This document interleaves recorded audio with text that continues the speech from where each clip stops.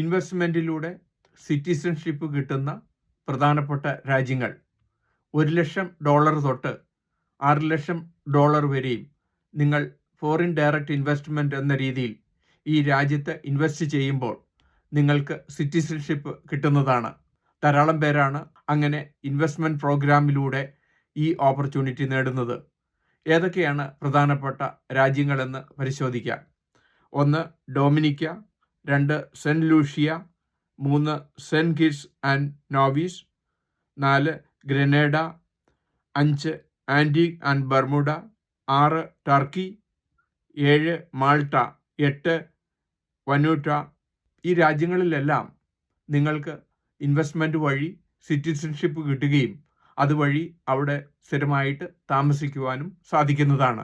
ഈ വിഷയത്തെ പറ്റിയുള്ള കൂടുതൽ വിവരങ്ങൾ ഞങ്ങളുടെ യൂട്യൂബ് ചാനലിൽ അപ്ലോഡ് ചെയ്തിട്ടുണ്ട്.